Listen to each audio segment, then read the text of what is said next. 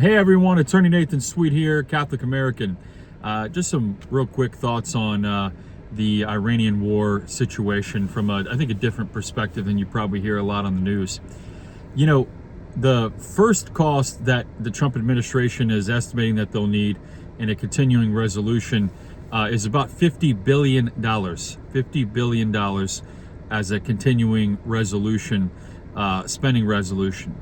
The difference in $1 billion and a million is massive. Okay, it's not even in the same ballpark. $50 billion. If this war winds up costing us $100 billion only in direct taxpayer costs, not to mention the economic costs, but just direct taxpayer costs, you know, we're talking about maybe another continuing resolution before the thing's wrapped up quickly. 100 billion maybe. It could go way higher and escalate. But let's say it's $100 billion. There's about 160 odd million IRS filings for businesses and individuals this past year.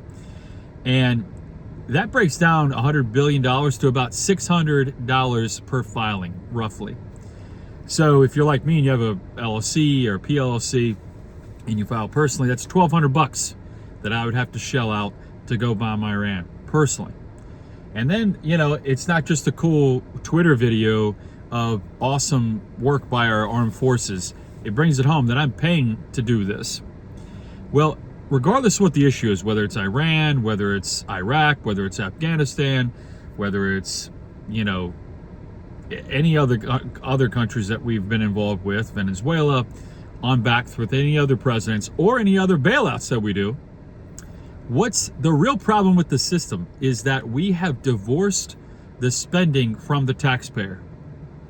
We don't feel the pain because there'd be a lot of things that were a lot less popular in Washington, and they know this.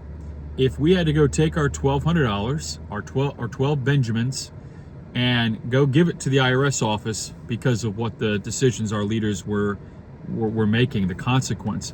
We had to feel the consequence of what our leaders are doing, then we would be a whole lot more fiscally responsible, and they know that.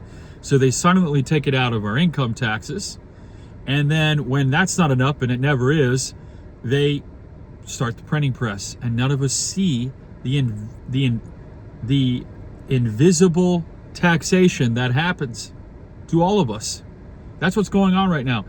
Later on down the road, when President Trump blames Biden for inflation, and the next Biden blames Trump for inflation, remember this talk, because it's their faults, and it's everyone who's supporting it. They're taxing you, okay? They're taxing you, and they're taxing all of us in the future through inflation. That's the real tax, because they're putting more money into the market, and without it being backed or worth anything. I don't have time for an economic lesson now, but if you don't believe me, just look it up. That's how it works. When they've learned, both parties have learned a really evil thing, and that's that they can give you all these things, these wish lists that you want to do without making you pay for it directly. And then later on they play the political game that it was Biden, it was Trump. Inflation is both parties' responsibility. It's both their faults for stuff like this. So don't tell me you're fiscally conservative when you start a war without paying for it and having the money to pay for it. That's just not fiscally conservative to me. So one of the things we can really do to rein in government and not bankrupt my kids, we're already bankrupt, but really bankrupt my kids and grandkids. And I love all of you people that don't have kids and you comment about things and you just think that, you know, you just go on. It's like you don't give about the future like parents like me do.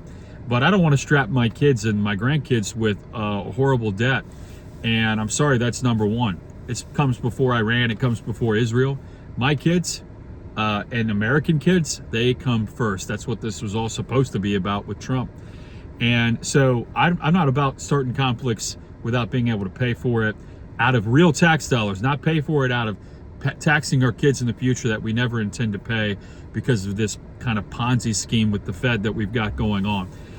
The two things that we could do to make Americans feel the pain of the decision makers of Washington and thus change their vote, get out to vote even, would be to make them directly pay for those ideas.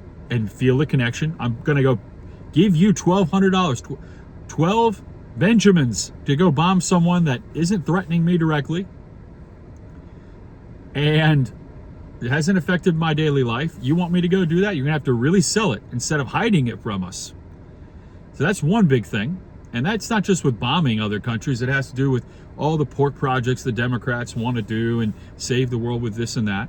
Make everyone pony up directly and get rid of this false compassion that people say they care. You're not making them pay for anything. It's all theoretical, and the politicians know this. So that's one really big thing. And that's the other thing is stop the Fed from printing money.